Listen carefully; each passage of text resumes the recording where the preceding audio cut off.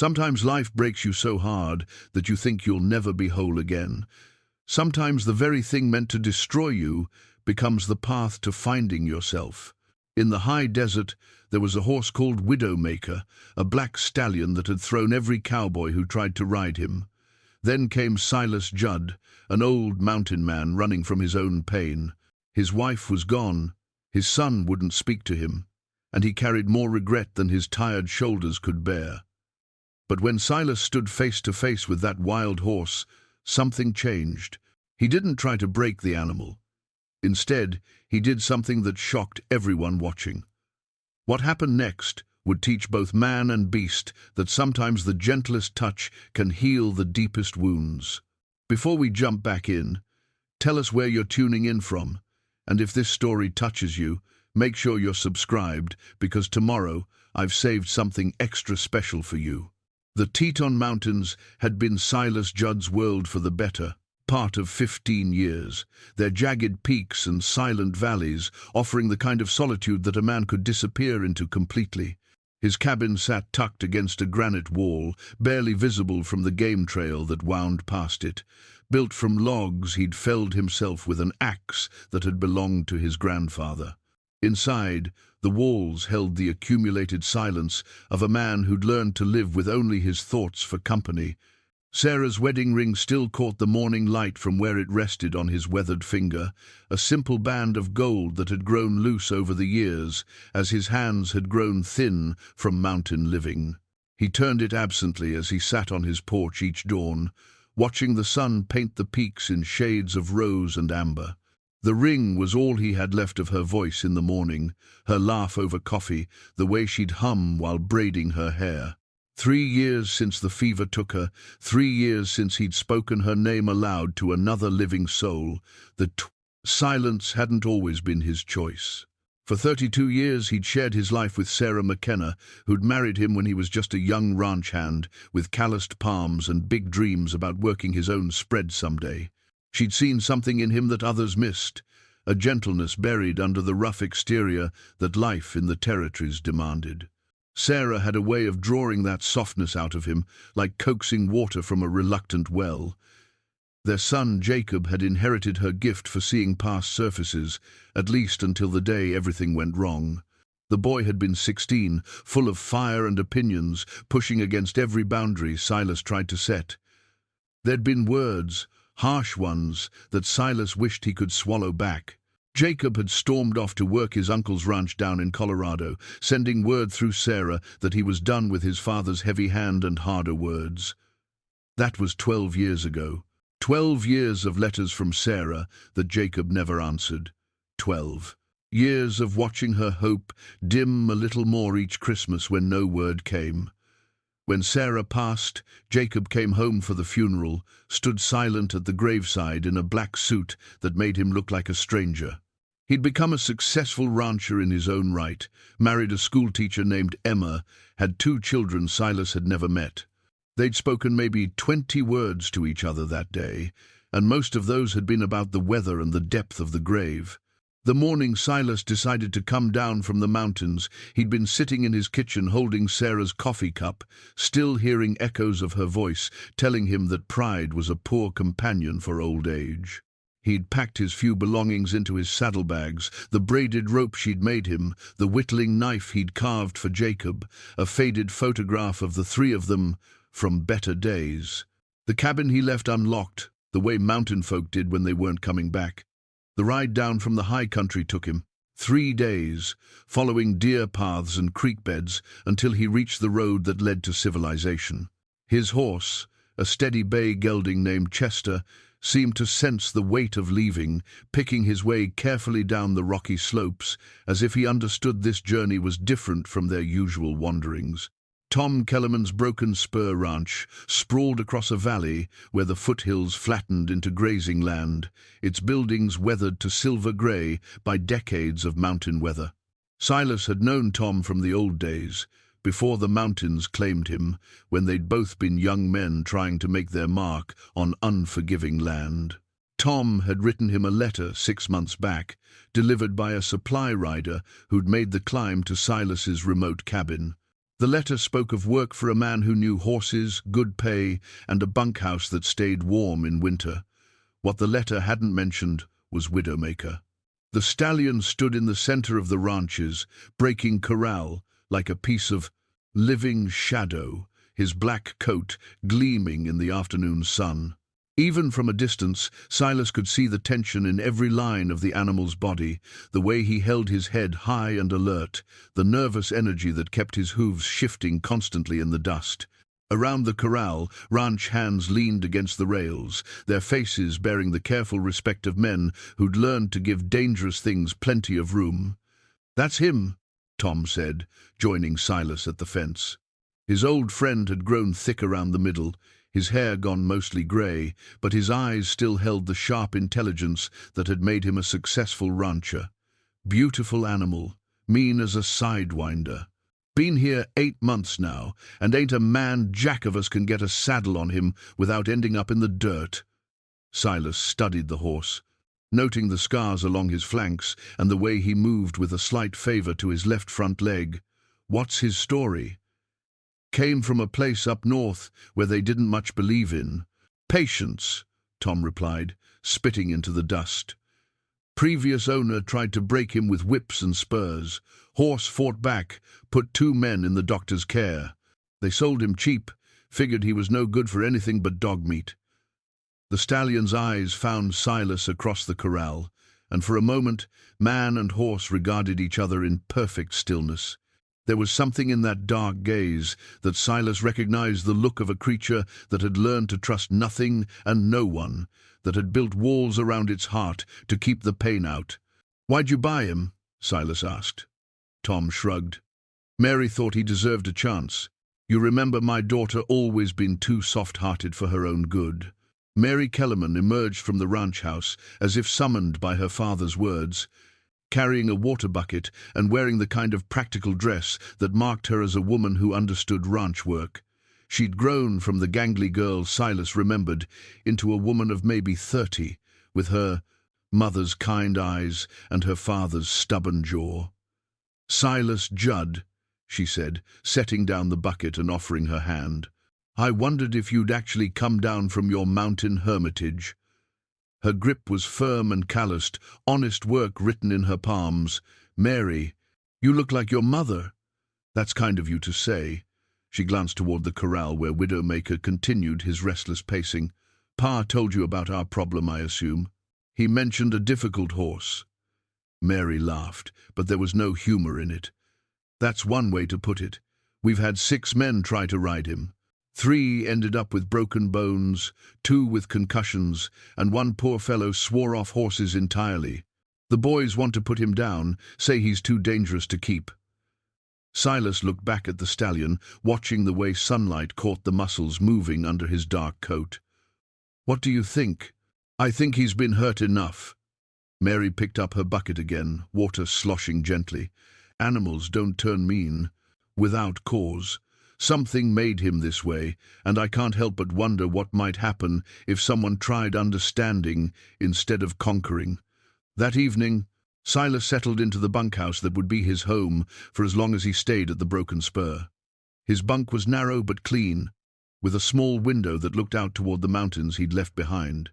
The other ranch hands were friendly enough, mostly young men with more enthusiasm than experience, though there were a few grizzled veterans who nodded their approval at his obvious competence with horses. Over dinner of beef stew and biscuits, the conversation inevitably turned to Widowmaker. The men spoke of the horse with a mixture of awe and frustration, trading stories of failed attempts to break him and speculating about what it would take to gentle such a creature. "Mark my words," said Pete Hendricks, a bow-legged cowboy with a grey mustache, "that horse has murder in his heart. Some animals are just born bad, and no amount of sweet talk will change that." Silas listened without comment, spooning stew and thinking about the look he'd seen in Widowmaker's eyes. It hadn't been the cold calculation of a killer, but something else entirely, the desperate wariness of a creature that had learned that survival meant never letting anyone close enough to cause harm. Later, Unable to sleep despite his exhaustion from the long ride, Silas walked out to the corral under a canopy of stars that seemed different here in the valley, somehow less intimate than they'd appeared from his mountain cabin. Widowmaker stood at the far end of the enclosure, his dark form barely visible against the night sky. When he sensed Silas's approach, the horse lifted his head and stepped backward, maintaining his distance but not fleeing entirely. "Easy there, boy," Silas said quietly, his voice barely above a whisper. "Just wanted to have a proper look at you." The stallion snorted once, but remained still, watching as Silas leaned against the fence rails. In the darkness, with only starlight between them, something passed between man and horse, not trust, exactly, but perhaps the possibility of it. Silas stayed there for a long time, saying nothing, just sharing the night silence with a creature that had forgotten how to believe in human kindness. When he finally returned to the bunkhouse, Silas lay on his narrow bunk and turned Sarah's ring around his finger, thinking about second chances and the strange paths that lead a man from the mountains to a place where healing might be possible for horses and humans alike. The morning sun had barely cleared the eastern ridge when the shouting started. Silas woke to the sound of raised voices and running footsteps, the kind of commotion that meant trouble of the serious kind. He pulled on his boots and stepped outside to find the ranch hands gathered around the breaking corral, their faces tight with concern and something that looked like fear. "Get Doc Patterson out here!" Tom Kellerman's voice carried across the yard, sharp with urgency. "And somebody catch that damn horse before he kills himself." Silas pushed through the circle of men to see young Billy Morrison lying in the dust inside the corral, his left arm bent at an angle that made Silas's stomach clench.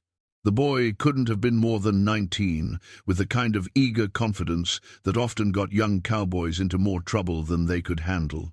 Now he lay unconscious, blood trickling from a gash on his forehead where Widowmaker's hooves had found their mark. The stallion stood at the opposite end of the corral, sides heaving, his black coat darkened with sweat and foam.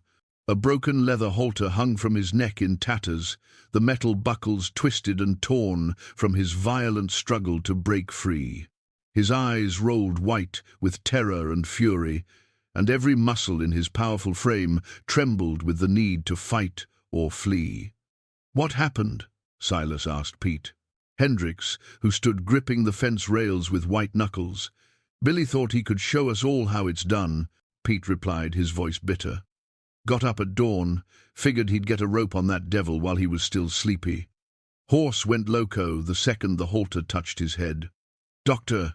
Patterson arrived in his buggy, a thin man with gentle hands who'd been tending to both animals and humans in the valley for 30 years.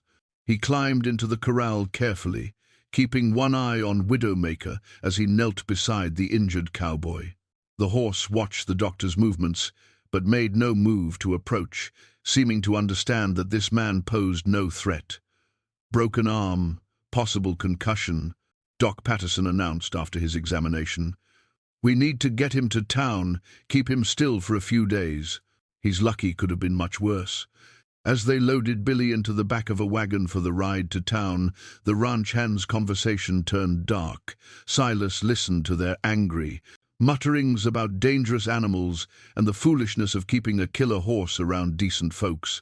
The words grew harsher as fear transformed into blame, and by the time the wagon disappeared down the road, more than one man was calling for a bullet to end Widowmaker's reign of terror. "Enough," Tom said firmly when the talk turned to putting the horse down. "I won't have that kind of solution talked about on my land. Billy made his own choice to get in that corral. And what happens when he makes the same choice with one of us?" demanded Chuck Russell, a stocky cowboy with scars on his hands from too many encounters with difficult animals. "How many men have to get hurt before we admit that some horses can't be saved?" The broken halter lay in the dust where it had fallen, its leather straps cut clean through by the force of Widowmaker's struggle. Silas picked up the pieces, running his fingers over the torn edges. The leather was good quality, but it had been buckled too, tight. the metal rings designed to hold rather than give. Someone had tried to force submission instead of earning cooperation. This halter was made for control, not communication, Silas said quietly, holding up the ruined tack. Put this much pressure on any living thing, and it's going to fight back. Chuck Russell turned on him with the quick anger of a man looking for someone to blame. You think you know better, old man. You've been here all of 2 days, and suddenly you're an expert on killer horses? I know about pressure, Silas replied calmly. And I know what happens when you try to break something instead of understanding it. The words carried more weight than he'd intended, and several of the men looked away, perhaps hearing echoes of their own experiences with harsh treatment and quick solutions. Tom Kellerman stepped closer to the corral, studying Widowmaker with the careful eye of a man who'd spent his life working with animals. What are you thinking, Silas? I'm thinking that horse has been fighting for his life since he was born, Silas said, watching as Widowmaker gradually calmed, his breathing slowing to a more normal rhythm. Look at him now, he's not acting like a killer. He's acting like something that's been backed into a corner one too many times. Mary emerged from the house, carrying a tin basin and clean rags, her face pale but determined. She'd witnessed the whole incident from her kitchen window, and the sight of Billy's injuries had shaken her more than she wanted to admit. Still, when she looked at Widowmaker, her expression held compassion rather than condemnation. He's hurt, she said, pointing to fresh scrapes along the horse's shoulders where he'd thrown himself against the fence rails in his panic. Someone needs to tend to those wounds before they fester. Someone can tend to them after we put him down, Chuck muttered, but his heart wasn't really in the argument anymore. The immediate danger had passed, and Billy's injuries, while serious, weren't life-threatening. Silas handed the broken halter to Tom and walked slowly toward the corral gate. The other men tensed, expecting him to climb over the rails and attempt what they all considered suicide. Instead, he simply stood at the entrance, his hands empty and his posture relaxed. "What are you doing?" Pete called out, genuine concern in his voice. "Listening," Silas replied. Widowmaker's ears pricked forward at the sound of Silas's voice, and his head turned toward the older man with what might have been curiosity. For several long minutes they regarded each other across the dusty expanse of the corral. The mountain man who'd learned solitude the hard way, and the horse who'd learned that humans brought pain. "I know what it's like," Silas said softly, his words meant for Widowmaker alone, but carrying clearly in the morning air. "I know what it's like to have everyone expect the worst from you, to have them try to make you into something you're not." The stallion took a tentative step forward, then stopped, his survival instincts warring with something deeper, a recognition that perhaps, for the first time, he was hearing a voice without threat in it. "That boy who got hurt, he wasn't trying to be cruel," Silas continued, his tone conversational, as if he were talking to an old friend. "He was just scared and trying to prove something. We all do that sometimes. We all make mistakes when we're afraid." Another step forward, and this time Widowmaker didn't retreat. His nostrils flared as he tested the air for signs of danger, finding instead only the scent of mountains and honest work, free from the sharp edge of violence. The ranch hands watched in stunned silence as the conversation continued, not really a conversation, since only Silas spoke, but somehow a communication nonetheless. The horse's posture gradually relaxed, his tail ceasing its agitated switching, his neck lowering from its defensive arch. "I reckon you've had enough fighting for one day," Silas said. "I reckon we all have." When he finally stepped back from the gate without attempting to enter the corral, several of the men released breaths they hadn't realized they'd been holding. Widowmaker remained where he stood, watching Silas with an expression that seemed almost thoughtful, as if he were trying to solve a puzzle he'd never encountered before. "Well, I'll be damned," Pete Hendricks said quietly. "I ain't never seen anything like that." Tom Kellerman looked from his horse to his newest employee, understanding beginning to dawn in his weathered features. You think you can work with him, Don Silas? Really work with him? I mean, not just talk to him over a fence? Silas turned Sarah's wedding ring around his finger, feeling the familiar comfort of its weight. I think he's been waiting for someone to try a different approach. Question is whether your people can stand to watch me take the time it's going to require. How much time? Mary asked. However long it takes, Silas replied. Some things can't be rushed, and healing is one of them. As the group dispersed to tend to their daily chores, Silas remained by the corral, watching Widowmaker settle into the shade of the water trough. The broken halter lay forgotten in the dust, a reminder that force had failed where patience might succeed. Tomorrow, he would begin the real work not of breaking a horse, but of learning to understand one.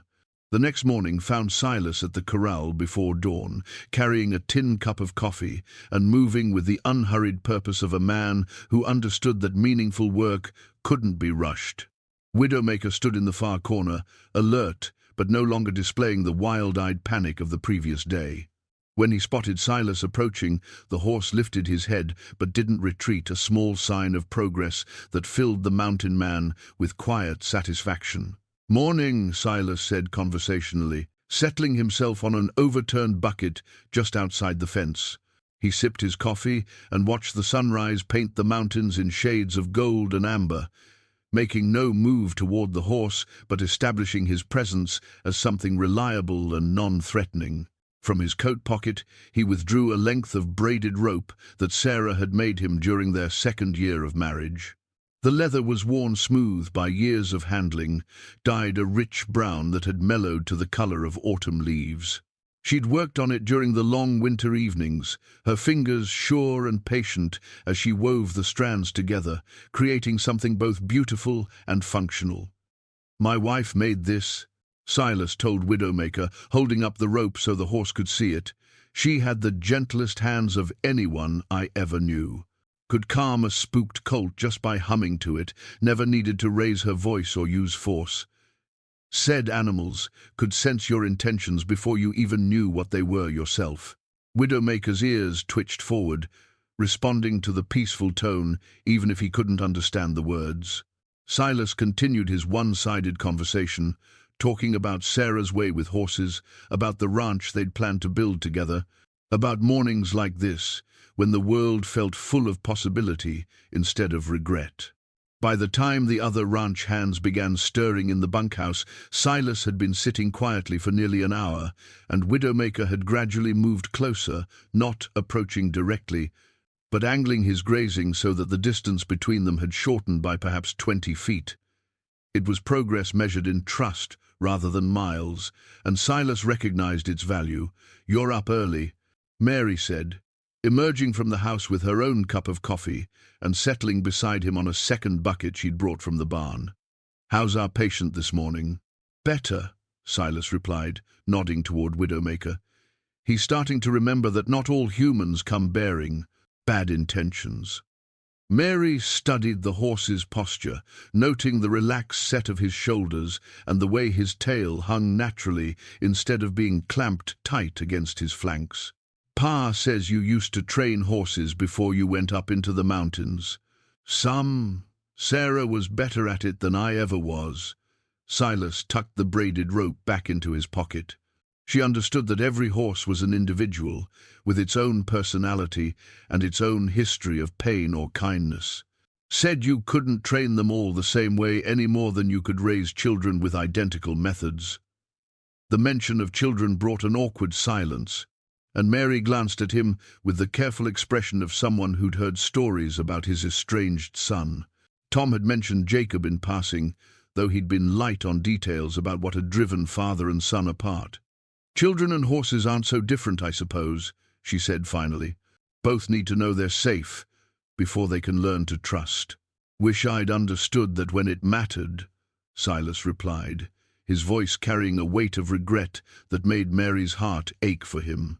Their conversation was interrupted by the arrival of Pete Hendricks and two of the younger cowboys, drawn by curiosity about Silas's morning ritual with the horse. They approached quietly, respecting the peaceful atmosphere that seemed to surround the corral like an invisible barrier. "Any progress?" Pete asked, keeping his voice low. "He's listening," Silas said simply. "Yesterday he would have charged the fence if anyone came this close. Today he's curious instead of terrified." Chuck Russell emerged from the bunkhouse, still skeptical about the whole enterprise, but grudgingly interested in seeing whether the old mountain man could back up his confident words with results. He'd spent a restless night thinking about Billy Morrison's broken arm and wondering whether they were all fools for keeping a dangerous animal around civilized folks.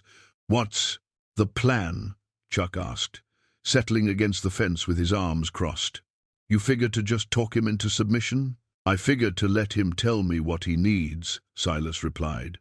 "Every horse has its own language, its own way of communicating what it's afraid of and what it needs to feel safe. The trick is learning to listen instead of talking." As if to demonstrate his point, Widowmaker chose that moment to approach the water trough, which happened to be on the side of the corral closest to where they stood. The horse moved with deliberate calm, showing none of the skittish energy that had characterized his behavior since arriving at the ranch. When he lowered his head to drink, his position allowed him to keep one eye on the humans while still appearing relaxed. "Well, I'll be," Pete murmured. "He's practically socializing." Silas smiled, but made no sudden movements that might spook the horse. "He's testing us, seeing if we can share the same space without someone trying to rope him or corner him. It's a good sign." Mary watched the interaction with growing fascination, noting how Silas's mere presence seemed to create a bubble of calm around the corral. The other men, perhaps unconsciously influenced by his example, had lowered their voices and relaxed their postures, creating an atmosphere of patience rather than urgency. "How long do you think it will take?" she asked. "However long he needs," Silas replied. "Could be days, could be weeks. Depends on how deep the damage goes and how much trust he's willing to risk." Chuck shook his head. "Tom's got bills to pay and a ranch to run. He can't afford to keep feeding a horse that might never be worth the hay it eats." "Every creature's worth something," Silas said quietly. "Sometimes it just takes time to figure out what that something is." The conversation was interrupted by the arrival of Tom Kellerman, who approached the group with the measured stride of a man who'd been thinking hard about difficult decisions. He'd spent the night going over his books, calculating feed costs and medical bills, weighing the practical demands of ranching against his daughter's soft heart and his own growing respect for the quiet mountain man. "Morning," Tom said, joining them at the fence. "How's our project coming along?" "He's calmer," Silas reported, starting to show some curiosity instead of just fear. Tom nodded, studying Widowmaker with the practiced eye of someone who'd spent decades evaluating horseflesh. The animal looked healthier already, his coat beginning to regain some of its natural luster, his movements less frantic and more purposeful. "Got a letter from Doc Patterson this morning," Tom said. "Billy's arm is set clean, and his head's clearer. Says he'll be back to work in a month or so, though he might want to stick to gentler horses for a while." The news lifted the mood of the gathered men, and even Chuck Russell seemed to relax slightly. With the immediate crisis past and no permanent damage done, it became easier to view Widowmaker as a challenge rather than a threat. "I've been thinking," Tom continued, "about what you said yesterday, about taking the time this horse needs. Mary's convinced me to give it a proper try, not just a few days, but a real chance to see what's possible." Silas felt a warmth in his chest that had nothing to do with the morning coffee. "I appreciate that, Tom. Won't let you down." "See that you don't," Tom replied with a slight smile, "because if this goes wrong, we'll both have to answer to Mary, and that's a conversation neither of us wants to have." As the group dispersed to begin their daily chores, Silas remained by the corral, watching Widowmaker finish his drink and begin to graze peacefully in the morning sun. The braided rope in his pocket seemed to carry Sarah's blessing, and for the first time in years, he felt like he might be exactly where he was meant to be. By the end of the first week, Silas had established a routine that seemed to calm both Widowmaker and the concerns of the ranch hands. Each morning before dawn, he would take his place by the corral with his coffee and his quiet words, and each evening, after the day's work was done, he would return for another session of patient observation and gentle conversation. The horse had begun to show genuine curiosity about his consistent visitor, sometimes approaching the fence when Silas arrived, other times simply positioning himself where he could keep the man in sight while going about his business of eating and drinking. It was progress measured in small increments, but progress nonetheless. On this particular morning, Silas carried something different in his coat pocket, a small whittling knife he'd carved for Jacob when the boy was barely 8 years old. The handle was worn smooth from years of use, first by his son's eager hands and later by Silas's own fingers during the long, lonely nights in his mountain cabin. He'd found himself holding it whenever the memories of his failures as a father became too heavy to bear alone. "I made this for my boy," he told Widowmaker, holding the knife up so the horse could see it in the early morning light. "Thought I was teaching him something important about self-reliance and hard work. Turns out I was just teaching him that his father expected him to be tougher than any child should have to be." Widowmaker had moved closer during these morning sessions, no longer maintaining the careful distance he'd insisted upon during his first days at the ranch.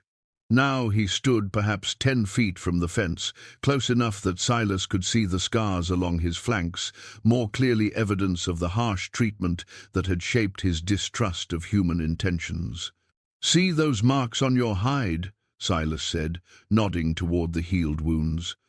"I've got scars too, though mine don't show on the outside. Carved them into my own heart with harsh words and expectations that were too heavy for a young man to carry." The confession felt strange coming from his lips, this admission of failure to a creature that couldn't judge him or offer false comfort. Perhaps that was why the words came easier here, in this dawn quiet, than they ever had when Sarah had tried to coax them from him during their later years together. Mary arrived with her morning coffee just as Silas was tucking the whittling knife back into his pocket. She'd taken to joining him for these early sessions, drawn by her own curiosity about the gradual transformation she was witnessing in both man and horse. "You're making progress," she observed, noting how Widowmaker barely acknowledged her presence now, having grown accustomed to these peaceful gatherings. "He's making progress," Silas corrected. "I'm just sitting here drinking coffee and talking to myself." "Is that what you call it?" Mary smiled. "Because it looks to me like you're having a conversation with a horse that's learning to trust again." Their quiet discussion was interrupted by the sound of approaching hoofbeats, a rider coming fast up the ranch road, dust rising behind his horse like a banner. Tom emerged from the barn to see who was arriving at such an early hour, and Silas felt his stomach tighten with an inexplicable sense of foreboding. The rider was well dressed in the manner of men who made their living from other people's hard work, his suit expensive and his boots polished to a shine that spoke of city streets rather than honest dirt. He dismounted with the careful precision of someone unused to working horses, tying his mount to the hitching post before approaching Tom with a confident stride. "Tom Kellerman?" the man called out. "Name's Carlton Webb. I represent the Montana rodeo circuit, and I'm here to talk business." Silas felt Widowmaker tense at the sound of the stranger's voice, the horse's hard-won calm evaporating as some instinct warned him that this man meant trouble. The stallion's head came up sharply, his ears pinned back, and he retreated to the far side of the corral with quick, nervous steps. "What kind of business?" Tom asked, though his tone suggested he already suspected the answer. Webb gestured toward Widowmaker with the casual confidence of a man accustomed to getting what he wanted. "I've heard you've got a bronc that's been giving your boys some trouble. The kind of horse that might make for good rodeo stock if properly motivated."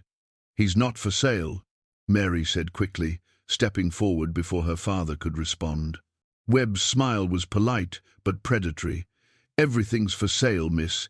It's just a matter of finding the right price.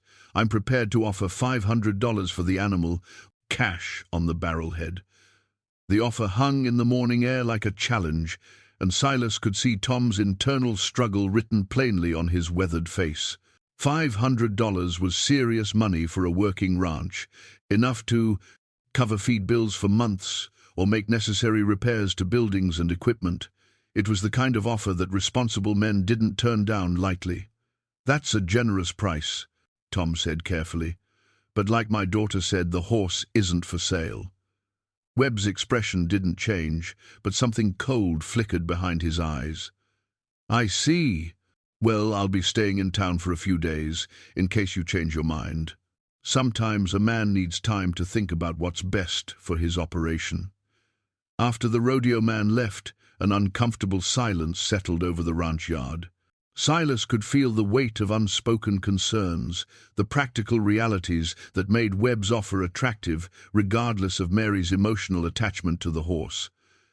"500 is a lot of money," Silas said quietly. Tom nodded, looking older than he had just moments before. "It is.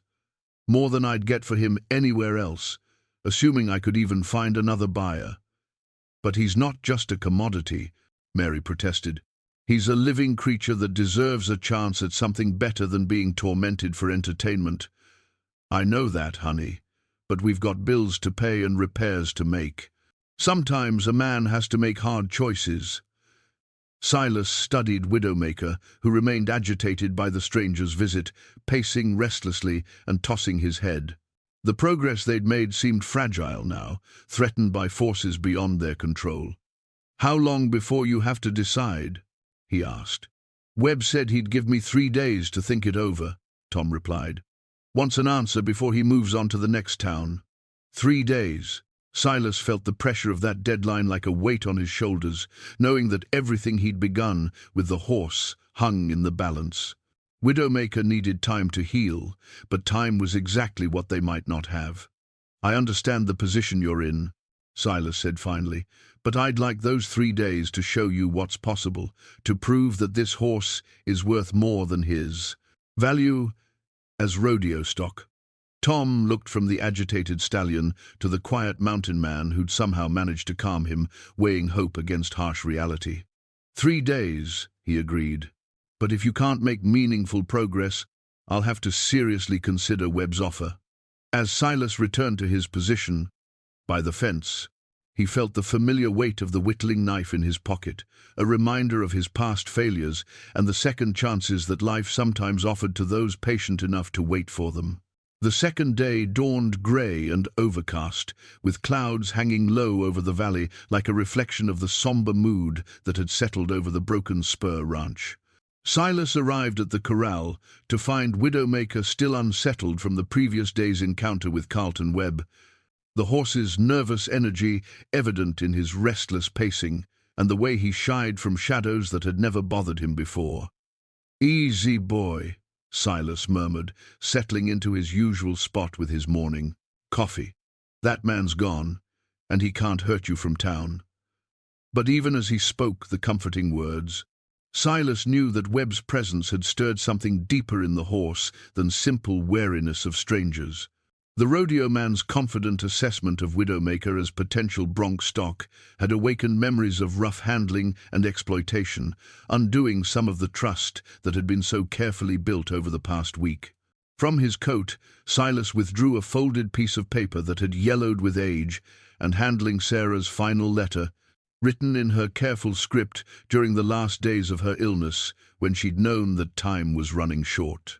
He'd carried it with him to the mountains and read it countless times during the long nights when grief threatened to overwhelm him completely. "My dear Sarah wrote this before she passed," he told Widowmaker, holding the letter where the horse could see it. "Told me that holding on to anger was like grasping hot coals with the intent of throwing them at someone else. You're the one who gets burned."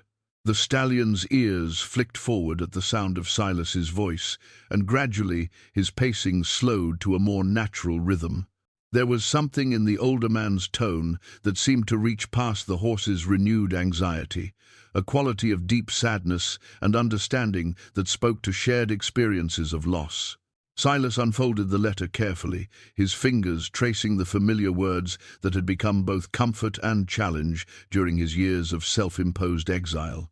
Sarah's final message had been one of forgiveness for him, for their son, for the mistakes that had driven their family apart. She'd urged him to find Jacob, to make peace before pride claimed another generation. She wrote, "The boy has your stubborn heart, but he also has mine. He's waiting for you to make the first move, waiting for his father to show him that love is stronger than wounded pride." Smart woman, my Sarah, saw things clearer than I ever could. The sound of approaching footsteps interrupted his quiet reading, and Silas looked up to see a tall, broad-shouldered man walking across the ranch yard with the confident stride of someone accustomed to command. The stranger's face was weathered by sun and wind, his dark hair showing threads of grey at the temples, and something about his bearing made Silas's heart skip a beat with sudden recognition. Pa. The man's voice carried across the morning air, uncertain but unmistakably familiar. Silas rose slowly from his seat, Sarah's letter still clutched in his hands, and stared at the son he hadn't seen in 3 years. Jacob had filled out since the funeral, his frame carrying the solid muscle of a man who worked hard for his living. His face bore the mature lines of responsibility and success, but his eyes, those were still the eyes of the boy who'd once looked up to his father with unquestioning trust. "Jacob," Silas managed, his voice barely above a whisper, "what are you doing here?"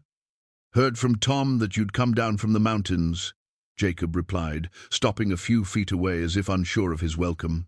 "Heard you were working with a difficult horse." The awkwardness stretched between them like a chasm that neither man knew how to cross. Behind them, Widowmaker watched the reunion with alert interest, sensing the emotional tension that crackled in the air like electricity before a storm. "How did you know where to find me?" Jacob's smile was rueful. "Small territory, Pa. Word travels when a mountain hermit shows up at a ranch trying to gentle a killer horse with nothing but soft words and patience." The description stung because it contained enough truth to cut deep, and Silas found himself wondering if his son saw him as nothing more than a broken old man chasing impossible dreams. The years of separation had created a gulf between them that seemed impossible to bridge with simple conversation. "You look well," Silas said finally, folding Sarah's letter and returning it to his pocket. "Successful." "I've done all right for myself," Jacob agreed. "Got a good spread in Colorado, married a fine woman, 2 children who ask about their grandfather sometimes." The mention of grandchildren hit Silas like a physical blow, the realization that he'd missed years of watching his family grow and flourish. Sarah had always dreamed of spoiling her grandchildren, of teaching them the gentle ways with animals that had made her so special. "What are their names?" he asked. "Emma's 8, smart as a whip and twice as stubborn, takes after her grandfather that way." Jacob's expression softened slightly. "Samuel's 5, gentle-hearted like his grandmother was. He has her way with hurt creatures." Mary appeared from the direction of the house, carrying an extra cup of coffee and wearing the careful expression of someone who recognized a delicate family situation when she saw one. She'd heard about the estrangement between Silas and his son, though the details had remained vague. "Jacob Judd," she said warmly, offering him the coffee. "I remember when you used to visit with your parents. You taught me how to braid a proper lariat." "Mary Kellerman," Jacob replied, accepting the cup gratefully. "You were about knee-high to a grasshopper then. Your father treating you well?" "Well enough. He's given your father a chance with our problem horse there." Jacob studied Widowmaker with the practiced eye of someone who understood difficult animals, noting the horse's improved condition and calmer demeanor despite the obvious tension in the air. "Heard he was supposed to be untamable," Jacob said. "He was never untamable," Silas replied quietly, "just hurt and scared. Takes patience to earn trust from something that's been betrayed before." The words hung between them, loaded with meaning that went far beyond horses and training. Jacob's jaw tightened slightly, and for a moment Silas thought his son might.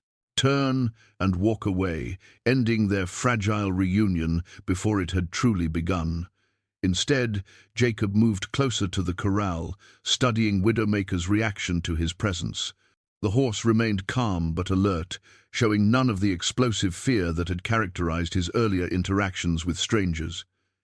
"He doesn't seem scared of me," Jacob observed. "He's learning to tell the difference between people who mean him harm and those who don't," Silas explained. "Animals are better judges of character than most folks give them credit for." "Is that what you think?" Jacob's voice carried an edge that spoke of old wounds and unresolved anger. "That animals are better judges than people?" Silas felt the familiar sting of his son's criticism, the weight of expectations that he'd never managed to meet. For a moment, the old defensive anger rose in his throat, the harsh words that had driven Jacob away in the first place. Then Widowmaker nickered softly, drawing both men's attention, and Silas remembered Sarah's letter in his pocket, her words about love being stronger than wounded pride. "I think," he said carefully, "that we all make mistakes when we're scared or hurt. Animals and people alike. The question is whether we're brave enough to try again."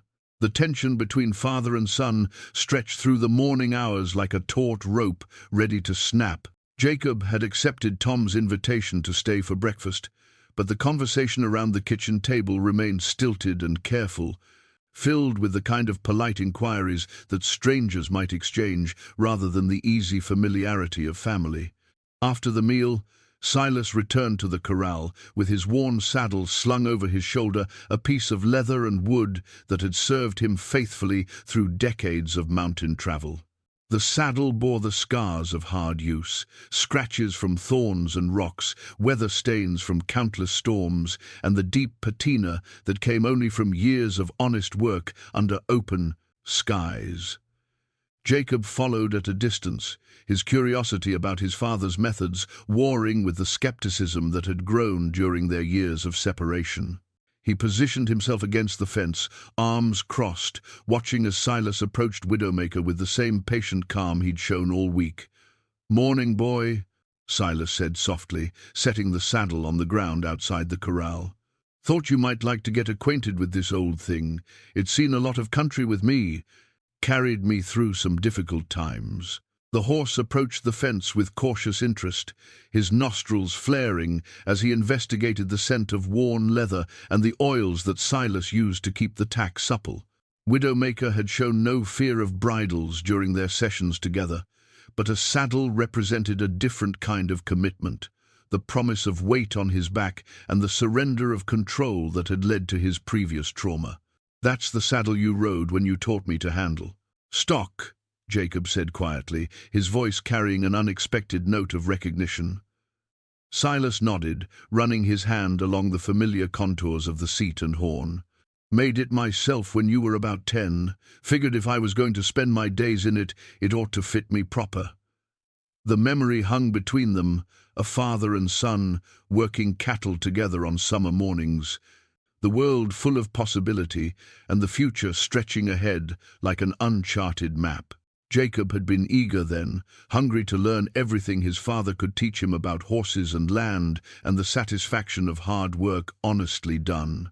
"I remember those days," Jacob said, his voice softer now, "before things went wrong between us." Silas continued his work with Widowmaker, letting the horse examine the saddle through the fence rails while keeping up a steady stream of quiet conversation. But part of his attention remained focused on his son, hearing the note of loss that colored Jacob's words. "They went wrong, because I made them go wrong," Silas admitted. "Your mother tried to tell me I was pushing too hard, expecting too much. I didn't listen." Mary appeared with fresh coffee for both men, her presence serving as a buffer against the sharp edges of their unresolved conflict. She'd witnessed enough family disputes during her years at the ranch to recognize the signs of old wounds being reopened, and her natural inclination was to help where she could. "Your father's been working with Widowmaker for over a week now," she told Jacob. "The change in that horse is remarkable. When he first arrived, none of us could get within 20 feet without him trying to break down the fence. Jacob studied the stallion, noting the calm way Widowmaker allowed Silas to move the saddle closer, even permitting the older man to rest it briefly on the top fence rail where the horse could investigate it more thoroughly. "What's your plan?" Jacob asked. "You can't work with him forever without actually riding him." "The riding will come when he's ready," Silas replied. "Forcing it too soon would undo everything we've built so far. And what if he's never ready? What if all this patience and gentle talk doesn't amount to anything more than an expensive pet?" The challenge in Jacob's voice struck at the heart of Silas's deepest fears, that his methods were nothing more than wishful thinking, that the practical demands of ranch life would ultimately require harsher measures. It was the same skepticism that Carlton Webb had voiced, dressed up in concern for financial reality. "Then I'll have failed," Silas said simply. "But I'd rather fail trying to understand than succeed through force." Widowmaker chose that moment to reach out with his muzzle and touch the saddle, running his lips over the worn leather with careful curiosity. The gesture was so deliberate and trusting that both men fell silent, recognizing it as a significant step in the horse's journey toward acceptance. "Well, I'll be," Jacob murmured. "He's actually considering it." "He's been watching me work with this saddle all week," Silas explained. "Knows it's part of who I am, part of what I carry. Trust goes both ways. If I expect him to accept my weight, I have to trust him with my safety." The philosophical observation seemed to resonate with Jacob, who found himself remembering his father's lessons about mutual respect and the partnership that should exist between horse and rider. Those had been good lessons, delivered during a time when Silas's patience had been deeper and his expectations more reasonable. "You used to tell me that a horse would tell you when it was ready," Jacob said. "That pushing too hard would create problems that might take years to fix." "I told you a lot of things I forgot to practice myself," Silas replied, his voice heavy with regret. "Especially when it came to raising boys instead of training horses." The admission hung in the air between them, raw and honest in a way that their previous conversations had avoided. Jacob found himself remembering not just the harsh words and impossible expectations of his teenage years, but also the earlier time when his father had been teacher and hero, patient guide through the mysteries of ranch work and animal handling. "You were a good teacher when I was young," Jacob said finally. "Before you decided I needed to be tougher than I was ready for." Silas accepted the gentle rebuke with a nod, understanding that his son was offering him a chance to explain without necessarily promising forgiveness. It was more than he'd hoped for when Jacob first appeared that morning. "I was afraid," Silas admitted. "Afraid that if you weren't harder than the country, it would break you the way it broke other men's sons. Your mother said I was borrowing trouble, creating problems that might never exist. She was usually right about such things." "She was always right about such things," Silas corrected. "I just wasn't wise enough to listen when it mattered most." Widowmaker had moved closer to the saddle, his initial wariness replaced by genuine curiosity about this new element in his daily routine. The horse's growing acceptance seemed to encourage both men, offering a tangible example of how patience could overcome even the deepest-rooted fears. "Tomorrow," Silas said, watching Widowmaker's careful investigation of the tack, "I'm going to try putting this saddle on him. Not to ride, just to let him get used to the weight and feel of it." Jacob nodded, recognizing the significance of the step. "You want company? Someone to help if things go wrong?" The offer surprised Silas with its implicit trust, and he felt a warmth in his chest that had nothing to do with the morning coffee. Perhaps there was hope for healing more than just a damaged horse. "I'd welcome the help," he replied. "Been too long since we worked together." The third morning dawned clear and bright, the last day of work, the deadline that Carlton Webb had imposed for Tom's decision about selling Widowmaker. Silas arrived at the corral to find both Tom and Mary already waiting, their faces reflecting the weight of the choice that hung over the ranch like a storm cloud, ready to break. Jacob appeared from the bunkhouse where he'd spent the night, carrying his own cup of coffee and moving with the careful deliberation of a man who understood that this day would determine more than just the fate of a difficult horse. The saddle sat where Silas had left it the previous evening, positioned against the fence where Widowmaker could examine it at his leisure. "He's been nosing around that saddle since before dawn," Mary reported, "almost like he knows something important is going to happen today." Silas studied the horse, noting the alertness in his posture and the way his attention kept returning to the worn leather tack. There was no fear in Widowmaker's behavior now, only a kind of focused curiosity that suggested he was ready for the next step in their careful partnership. "Well," Tom said, his voice carrying the weight of practical concerns, "Webb will be here this afternoon for his answer. If we're going to prove this horse is worth more than rodeo stock, today's the day to do it." As Silas prepared to enter the corral with the saddle, his coat pocket caught on the fence rail, and a faded photograph fluttered to the ground. Jacob bent to retrieve it, then stopped suddenly, his face going pale as he stared at the image that had fallen from his father's belongings. "Pa," Jacob said quietly, his voice tight with emotion. "Where did you get this?" Silas turned to see his son holding the photograph, and his own heart clenched with recognition. It was an old picture, taken during better days when Jacob was perhaps 12 years old, sitting proudly atop a magnificent black horse with white markings on his chest and legs. The boy's smile was radiant with joy, his small hands confident on the reins, his whole posture speaking of trust and happiness. "I've carried that picture for 15 years, Silas said softly, "kept it with me even when the memories hurt too much to bear." Jacob's hands trembled slightly as he studied the faded image, and when he looked up at Widowmaker, his expression shifted from confusion to something approaching wonder. The stallion stood watching them with alert interest, and in the morning light the resemblance was unmistakable. The same proud bearing, the same intelligent eyes, the same powerful build that had made Thunder such a remarkable horse. "He looks exactly like Thunder," Jacob whispered. The name hung in the air like a physical presence, bringing with it a flood of memories that both men had tried to bury. Thunder had been Jacob's first real horse, a young stallion with bloodlines that traced back to the great Mustang herds of the northern plains. For 3 years, boy and horse had been inseparable, partners in adventures that ranged from cattle work to wild races across the open range. Thunder's death had shattered something in both father and son, though they'd handled their grief in vastly different ways. The horse had stepped in a prairie dog hole during a routine gather, breaking his leg so badly that there'd been no choice but to put him down. Jacob had wept openly, refusing to leave the grave for hours, while Silas had stood silent and stone-faced, his own grief locked away behind walls of masculine stoicism. "After Thunder died," Silas said quietly, "I was afraid to let you get that close to another horse, afraid of watching you hurt like that again." "So you made sure I wouldn't," Jacob replied, his voice carrying years of suppressed pain. "You made everything about being tough, about not caring too much, about keeping distance so it wouldn't hurt when things went wrong."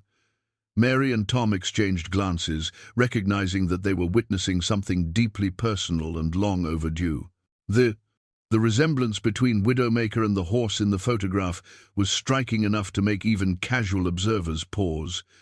But for the two men who had loved Thunder, it was like seeing a ghost come back to life. "I handled it wrong," Silas admitted. "After Thunder, I couldn't bear the thought of you facing that kind of loss again. So I tried to teach you to keep your heart protected, to never care so deeply that losing something could break you." "But that's not living, Pa," Jacob said, his eyes bright with unshed tears. "That's just existing, moving through the world without ever really touching it." Widowmaker seemed to sense the emotional shift in the humans around him, moving closer to the fence with an expression that appeared almost concerned. The horse's gentle approach served as a reminder that healing was possible, that trust could be rebuilt even after the deepest wounds.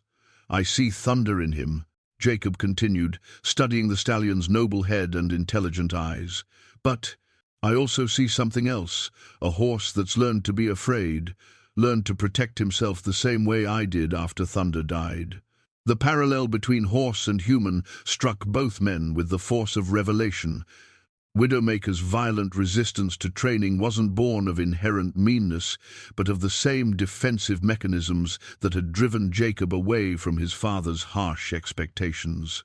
Both had learned that caring meant vulnerability, that trust led to pain. "He's been fighting the same battle I have," Jacob said wonderingly, trying to stay safe by keeping everyone at a distance, never letting himself hope that someone might treat him gently.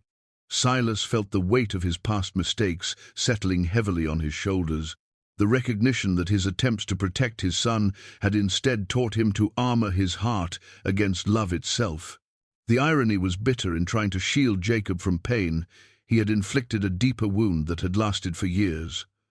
"I was wrong," Silas said simply. "Wrong about how to protect you, wrong about what strength really means. Your mother tried to tell me, but I was too proud and too scared to listen."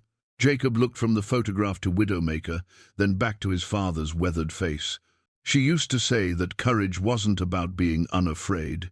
It was about being afraid and choosing to love anyway." "She was the wisest woman I ever knew," Silas replied, "and I was too much of a fool to appreciate it while I had the chance." The moment was interrupted by the sound of approaching riders. Carlton Webb returning with two companions, come to collect his answer about purchasing Widowmaker for the rodeo circuit. The three men dismounted with the confident air of people accustomed to getting their way, Webb's expensive clothes and polished manner contrasting sharply with the working ranch atmosphere. "Morning, Kellerman," Webb called out cheerfully. "Hope you've had time to consider my generous offer. My associates here are eager to see this famous bronc that's been causing such a stir." Tom stepped forward, his face set in the stern lines of a man who'd made a difficult decision. "I appreciate your offer, Webb, but the horse isn't for sale." Webb's smile faltered slightly. "Now, that's disappointing. Perhaps we could discuss a higher price? I'm authorized to go as high as 700 if the animal shows the right kind of spirit." "No amount of money would be enough," Mary interjected firmly. "Widowmaker belongs here, with people who understand what he needs." One of Webb's companions, a lean man with cruel eyes and rope-scarred hands, gestured dismissively toward the corral. "Hell, Carlton, that horse don't look like much. Standing there calm as a Sunday morning, where's all this fire we heard about?" "Sometimes," Jacob said quietly, moving to stand beside his father, "the strongest spirits are the ones that learn to trust again after being broken."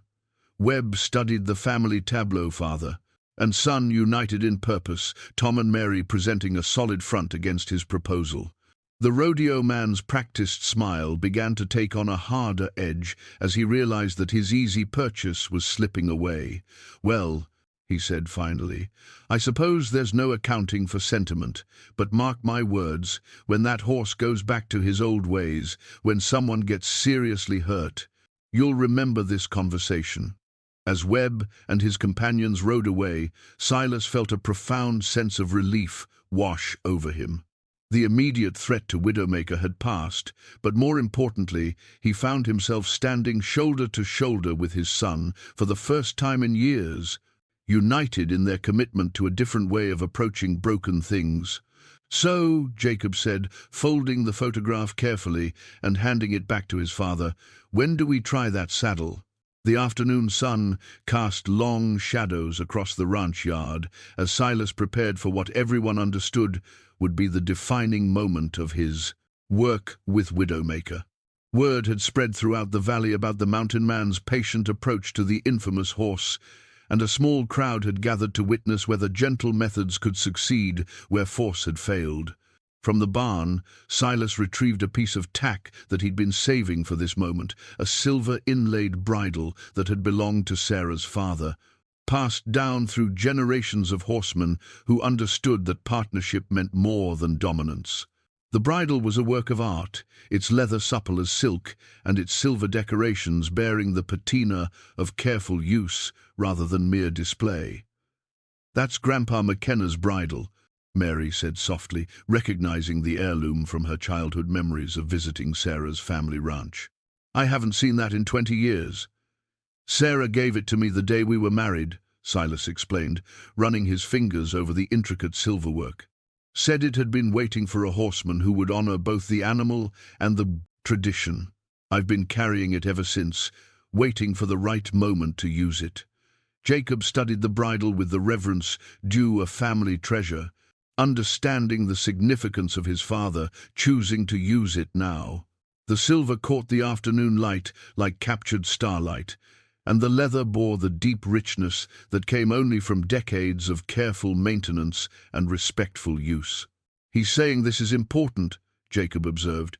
"More than just training a horse, this is about honoring the right way of doing things." The crowd around the corral had grown to include most of the ranch hands, several neighboring farmers who'd ridden over to watch, and even Dr. Patterson, who'd come to check on Billy Morrison's healing arm and stayed out of curiosity about the notorious stallion. Their faces reflected a mixture of skepticism and hope, the careful neutrality of people who'd seen too many grand gestures end in disappointment. Widowmaker stood in the center of the corral, alert but calm, his dark coat gleaming in the sunlight. The weeks of patient work had transformed him from a creature of pure defensive rage into something approaching his natural dignity, still powerful and potentially dangerous, but no longer radiating the desperate fear that had characterized his early days at the ranch. "He looks different," observed Pete Hendricks. "Can't put my finger on it exactly, but there's something changed about his whole bearing. He's remembered what it feels like to be a horse instead of a weapon," Mary replied. "Look at the way he holds his head, the way he moves. That's not fear anymore, that's confidence." Silas entered the corral with the silver bridle in his hands, moving with the deliberate calm that had become his trademark during these sessions. Widowmaker watched his approach with interest rather than alarm, their weeks of careful interaction having established a foundation of mutual respect that ran deeper than simple tolerance. "Morning, boy," Silas said quietly, his voice carrying easily in the still air. "Thought you might like to try on some proper tack today. This bridle's got history behind it, belonged to men who understood that horses were partners, not slaves." The stallion approached willingly, his curiosity about the unusual bridle overriding any lingering wariness about human intentions.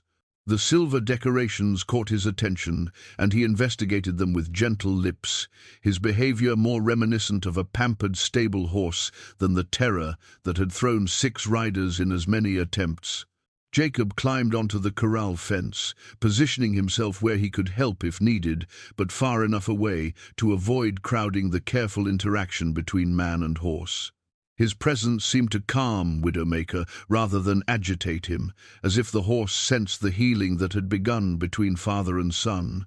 "Easy does it," Silas murmured, lifting the bridle toward Widowmaker's head. "No one's going to force anything on you. We'll take this as slow as you need." The horse lowered his head slightly, allowing Silas to slip the headstall over his ears with practiced ease. The bit slid into place without resistance, and Widowmaker stood perfectly still as the throat latch was secured and adjusted. The transformation was remarkable. Where once there had been a wild, dangerous animal, now stood a magnificent horse, wearing his tack with the dignity of a creature born to carry riders. "Well, I'll be damned," someone in the crowd whispered. "He's actually accepting it." The silver bridle seemed to enhance Widowmaker's natural nobility, its elegant lines complementing the horse's powerful build and intelligent expression. More importantly, the stallion's calm acceptance of the tack represented a level of trust that would have been unimaginable just weeks earlier. Tom Kellerman watched the proceedings with growing amazement, recognizing that he was witnessing something extraordinary. The decision to keep Widowmaker instead of selling to Carlton Webb had been based more on hope than certainty, But now he could see that hope being vindicated in the most dramatic way possible. "What's next?" Tom asked quietly. "Next, we see if he'll accept the saddle," Silas replied, his voice steady despite the significance of the moment. "This bridle is just decoration if he won't carry a rider." Jacob climbed down from the fence and retrieved the worn saddle, its familiar weight feeling different in his hands now that he understood its role in healing both horse and human relationships. The crowd held its collective breath as he passed the saddle over the rails to his father, understanding that this moment would determine whether weeks of patient work had been worth the investment. "You remember this old thing?" Silas told Widowmaker, holding the saddle where the horse could examine it thoroughly. "We've been getting acquainted with it for days now. Time to see how it feels on your back." The stallion's investigation of the saddle was thorough but unafraid, his confidence in Silas's intentions allowing him to overcome the natural wariness that had saved his life in harsher circumstances. When Silas finally lifted the saddle toward the horse's back, Widowmaker stood perfectly still, accepting the weight with the grace of an animal that trusted completely. The moment the saddle settled into place, a murmur of amazement rippled through the watching crowd. Here was a horse that had been considered untamable, standing calm and dignified while wearing full tack, his behavior indistinguishable from that of a well-trained mount. "Cinch it up slow," Jacob advised, his own experience with difficult horses informing his counsel. "Let him feel the pressure gradually." Silas nodded, drawing the cinch tight in careful increments, pausing between each adjustment to allow Widowmaker time to accept the new sensation. The horse remained calm throughout the process, his trust in his handler evident in every line of his relaxed posture. Dr. Patterson shook his head in disbelief. "That's the same animal that put Billy Morrison in bed with a broken arm? I wouldn't have believed it if I hadn't seen it with my own eyes." "Sometimes healing looks like a miracle when you haven't watched the patient work it takes to get there," Mary observed. "My father's been sitting with that horse every morning for weeks, never pushing, never demanding more than Widowmaker was ready to give." The crowd began to press closer to the corral, drawn by the unprecedented sight of the notorious stallion standing quietly under saddle. Their excitement was palpable, but Silas raised a hand for quiet, understanding that too much commotion might undo the delicate trust that had been so carefully built. "He's ready," Jacob said, studying Widowmaker's calm acceptance of the tack. "Look at his ears, the way he's standing. That's not a horse that's about to explode, that's a horse waiting for his rider." Silas felt his heart racing despite his outward calm, understanding that everything he'd worked for with Widowmaker came down to this moment. The weeks of patient conversation, the gentle introduction to human touch, the careful building of trust, all of it led to the question of whether the horse would accept him as a rider rather than see him as a threat. "You sure about this, Pa?" Jacob asked quietly. "Because if something goes wrong—" "Something's been wrong for years," Silas interrupted gently. "Between you and me, between this horse and the world, between what I thought strength meant and what it actually is, time to see if we can make some things right." The silver bridle gleamed in the afternoon sun as Widowmaker turned his head to look at Silas, and in the horse's dark eyes was an expression that seemed almost like encouragement. The moment had arrived when trust would be tested, when all the careful work of healing would face its ultimate challenge. Around the corral, the watching crowd fell silent, sensing that they were about to witness something that would be talked about for years to come. The moment when a broken horse and a grieving man discovered that gentleness could triumph over force, that patience could overcome even the deepest wounds.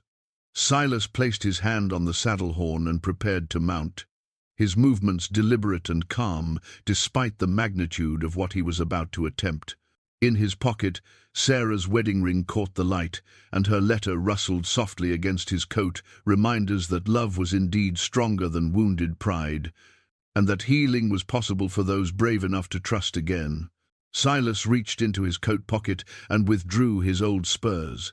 their silver rowels dulled by years of use, but still capable of delivering the sharp persuasion that most cowboys relied upon to control their mounts. For a moment he held them in his weathered hands, feeling their familiar weight, and remembering all the times he'd used them to force compliance from reluctant horses. Then, in a gesture that spoke louder than any words could have, he set the spurs on the ground outside the corral and walked away from them. "Pa," Jacob's voice carried a note of confusion. "Aren't you going to need those?" "Not today," Silas replied quietly. "If Widowmaker's going to carry me, it'll be because he chooses to, not because I force him to." The symbolism wasn't lost on the watching crowd. Pete Hendricks let out a low whistle of amazement, understanding that Silas was deliberately abandoning the tools that generations of horsemen had considered essential for controlling difficult animals. It was either the height of confidence or the depth of foolishness, and only the next few minutes would determine which. Mary felt tears prick at her eyes as she watched Silas approach Widowmaker with empty hands and gentle intentions. The contrast between this moment and Carlton Webb's vision of the horse as rodeo stock couldn't have been more stark. Where Webb saw an animal to be conquered, Silas saw a partner to be trusted. "Easy, boy," Silas murmured, placing his left hand on the saddle horn while Widowmaker stood perfectly still. "We've come this far together. Time to see if we can go a little further." The stallion's ears were pricked forward with interest rather than pinned back in anger, his dark eyes alert but unafraid as Silas prepared to mount. The weeks of patient work had built a foundation of trust that ran deep enough to support this ultimate test of their relationship. Silas lifted his left foot to the stirrup, moving slowly and deliberately to give Widowmaker time to process each new sensation. The horse remained rock-steady, accepting the rider's weight in the stirrup without so much as a tremor of nervousness. The crowd held its collective breath, hardly daring to believe what they were witnessing. "Steady," Jacob whispered, though it was unclear whether he was encouraging his father or the horse. In one fluid motion born of decades of experience, Silas swung his right leg over the saddle and settled into the seat that had carried him through countless miles of mountain country. Widowmaker stood motionless for a heartbeat, processing the reality of a rider on his back, a sensation that had previously triggered explosive violence but now felt somehow right and natural. Then, miracle of miracles, the great stallion took a step forward. It was a small step, careful and considered, but it was movement, born of cooperation rather than coercion. The crowd erupted in spontaneous applause, their excitement carefully contained so as not to spook the horse, but their amazement evident in every whispered exclamation of wonder. "Well, I'll be damned," Tom Kellerman breathed. "He's actually doing it." Silas felt the familiar sensation of a good horse beneath him, the subtle communication that flowed between experienced rider and willing flight. "Mount." Widowmaker's gait was smooth and confident, his powerful muscles moving with the fluid grace of an animal born to carry riders across open country. "How does it feel?" Mary called out softly. "Like coming home," Silas replied, his voice thick with emotion. "Like remembering what partnership is supposed to feel like." They moved around the corral at a sedate walk, horse and rider finding their rhythm together, while the watching crowd marveled at the transformation they were witnessing. This was the same animal that had terrorized ranch hands and defied every attempt at traditional breaking, now moving with the dignity and grace of a well-trained mount. Jacob climbed onto the fence rail for a better view, his own emotions churning as he watched his father demonstrate the very principles that had been lost between them for so many years. The patience, the respect for the other's dignity, the willingness to trust rather than control, these were lessons that applied to more than just horse training. "Look at his expression," Dr. Patterson observed, studying Widowmaker's alert but calm demeanor. "That's not a horse being ridden against his will. That's a horse that's chosen to cooperate." Indeed, there was something almost proud in the stallion's bearing as he carried Silas around the corral. His head was held high but not defensive, his ears forward with interest rather than pinned back with anger. This was a horse that had rediscovered his purpose, his natural desire to serve as a partner rather than an adversary. The circuit of the corral continued, each step building confidence in both horse and rider. Silas's seat was deep and secure, his hands light on the silver-adorned reins, his entire posture speaking of trust rather than domination. The abandoned spurs lay forgotten in the dust, their sharp persuasion unnecessary when cooperation had replaced coercion. "He's beautiful," Mary whispered, watching the pair move together with increasing harmony. "Look how proud he is, how willingly he carries his rider." As they completed their second circle of the corral, Silas felt Widowmaker's stride lengthen slightly, the horse's natural athleticism beginning to show through his careful movements. This was no broken animal submitting to force. This was a magnificent creature choosing to share his strength with a human who had earned his trust through patience and understanding. As Silas and Widowmaker moved with growing confidence around the corral, something extraordinary happened. Silas reached down and unbuckled a second set of reins that he'd quietly attached to the bridle reins that had belonged to the silver-inlaid tack for generations. Designed to allow a second rider to share in guiding a well-trained horse, "Jacob," Silas called softly, bringing Widowmaker to a gentle halt near the fence where his son stood watching. "Would you like to help guide him?" The offer hung in the air like a bridge across the years of separation that had divided them. Jacob stared at the extended reins, understanding that his father was offering more than just a chance to help control the horse. He was inviting his son to share in something beautiful and meaningful, to be partners in a way they hadn't been since Jacob was a boy. "Are you sure?" Jacob asked, his voice barely above a whisper. "What if I do something wrong?" "Then we'll figure it out together," Silas replied, echoing words that Sarah had often spoken when their family faced uncertain challenges. "That's what partners do." Jacob climbed carefully into the corral, moving with the same deliberate calm that his father had demonstrated throughout his work with Widowmaker. The horse watched his approach with alert interest, but no alarm, somehow sensing that this man carried no threat, only the same gentle intentions that had characterized Silas's patient efforts. "Easy, boy," Jacob murmured, extending his hand for Widowmaker to investigate. "I'm not here to hurt you, just want to be part of this moment." The stallion's investigation was brief but thorough, and when he lifted his head, his expression seemed almost approving. Jacob took the offered reins with reverent care, feeling the supple leather that had guided horses through generations of the McKenna family. "Now what?" Jacob asked, looking up at his father with an expression that reminded Silas powerfully of the eager boy who had once hung on his every word about horses and ranching. "Now we listen to him," Silas replied. "Let him tell us where he wants to go, how fast he wants to move. Our job isn't to control him, it's to support his choices and keep him safe." Together, father and son guided Widowmaker through a slow circuit of the corral, their combined influence so gentle that the horse might have been moving entirely of his own volition.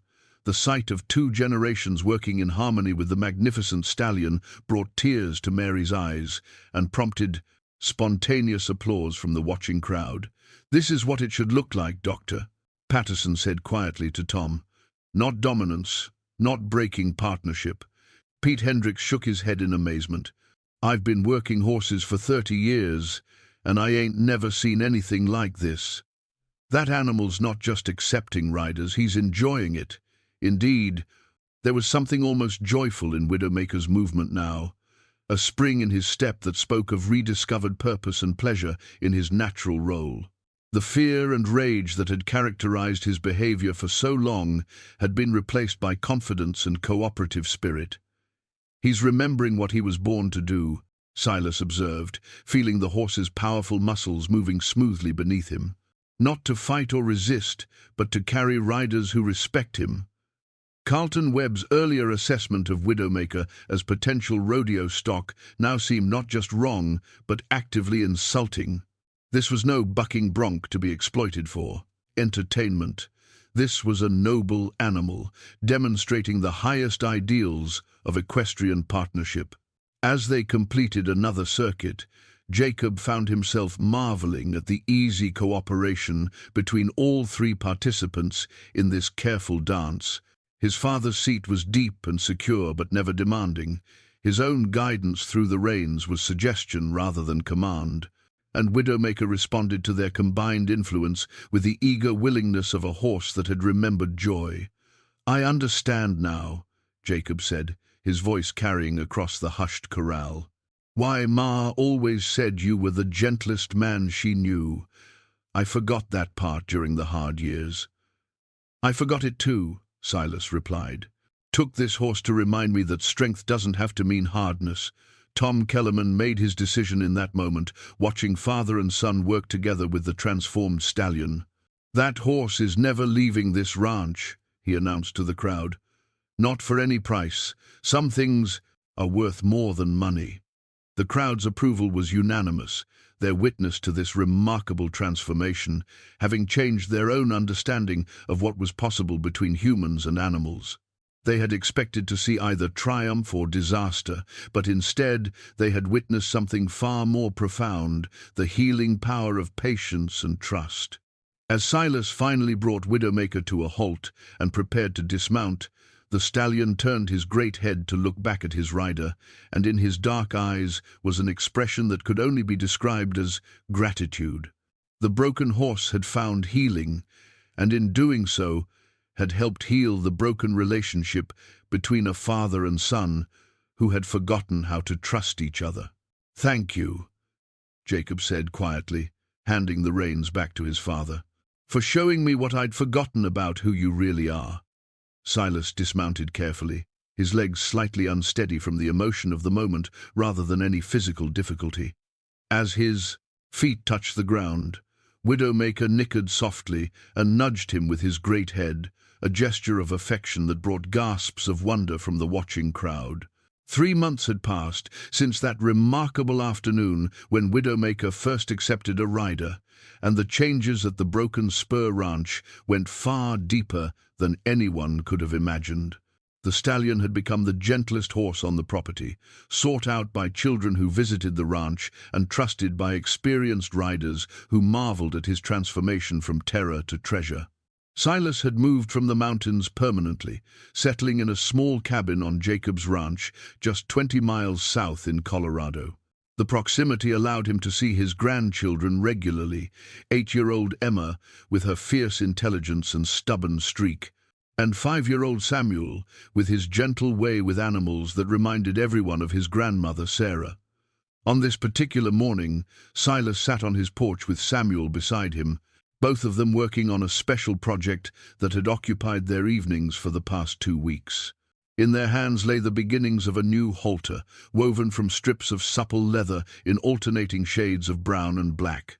It was Samuel's idea to make something beautiful for Widowmaker, his young fingers surprisingly deft at the intricate braiding pattern that Silas taught him.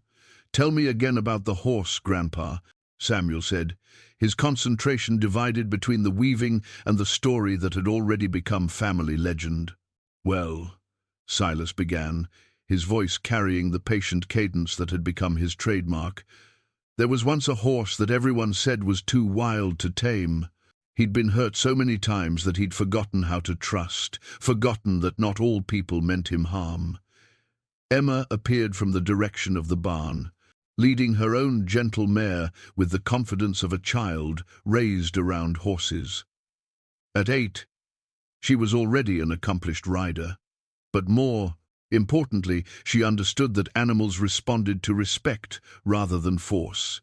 "The difference," Emma announced, having overheard the familiar story, "is that you listened to what the horse needed instead of trying to make him into what you wanted." Silas smiled at his granddaughter's wisdom.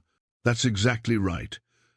Sometimes the bravest thing you can do is be gentle instead of strong."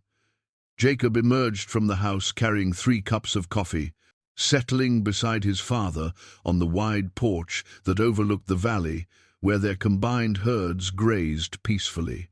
The relationship between father and son had healed completely, strengthened by their shared understanding of what truly mattered: family, trust, and the patience to let broken things mend in their own time. "Got a letter from Tom yesterday," Jacob said, handing Silas his coffee. "Says Widowmaker's become the most popular attraction in the valley. Folks come from 3 counties over just to see the horse that learned to trust again." "And Mary?" Silas asked, though he already knew the answer from the warmth in Jacob's voice. "She's doing well. Real well." Jacob's smile carried a hint of something that made Silas raise an eyebrow with interest. "Matter of fact, she might be visiting us next month. Says she wants to see how Samuel's getting on with that halter." The news pleased Silas more than he cared to admit. Mary Kellerman had become a dear friend during his time at the Broken Spur, and he suspected that her growing attachment to Jacob was based on more than just appreciation for his gentle way with horses. Samuel held up the partially completed halter, its intricate weaving pattern catching the morning light. "Is it good enough for Widowmaker, Grandpa?" "It's perfect," Silas replied, examining the boy's careful work. "Strong enough to guide him, but gentle enough that he'll know we respect him." The halter represented more than just functional tack.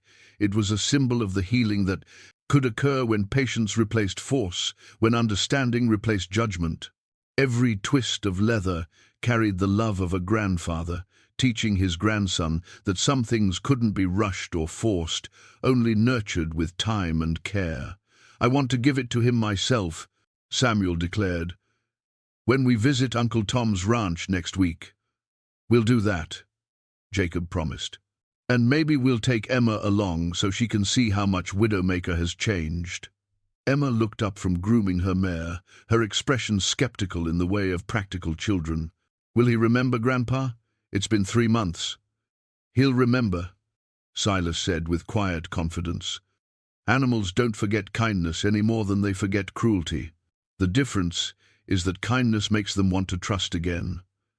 As the morning progressed and the children went about their chores, Silas found himself thinking about Sarah and the letter he'd carried for so long in his coat pocket. Her words about love being stronger than wounded pride had proven prophetic in ways she might never have imagined. Not only had he reconciled with Jacob, but he discovered that the gentle approach she'd always advocated could transform even the most damaged relationships. The completed halter lay between grandfather and grandson as they worked, its braided pattern telling the story of patience rewarded and trust rebuilt. When they finally tied off the last strand and examined their handiwork, both knew they had created something special, not just a piece of equipment, but a tangible expression of the lessons they'd learned about healing and hope. "It's beautiful," Samuel said proudly. "Widowmaker will love it." "He will," Silas agreed, thinking about the magnificent stallion who had taught him that some things broken could indeed be made whole again. And more importantly, he'll understand what it means that we made it with love instead of trying to control him with force. As the sun climbed higher over the valley, and the day's work called to them, Silas felt a peace that had been absent from his life for far too long. The mountains would always be part of him, but he'd learned that isolation wasn't the only response to pain. Sometimes the best healing happened in community, surrounded by family and friends who understood that gentleness was the highest form of strength. The new halter would soon grace Widowmaker's noble head, woven with love by 2 generations who had learned that trust, once lost, could be rebuilt through patience and understanding. It was a lesson worth passing down, that sometimes the wildest hearts simply needed someone brave enough to approach them with empty hands and gentle intentions.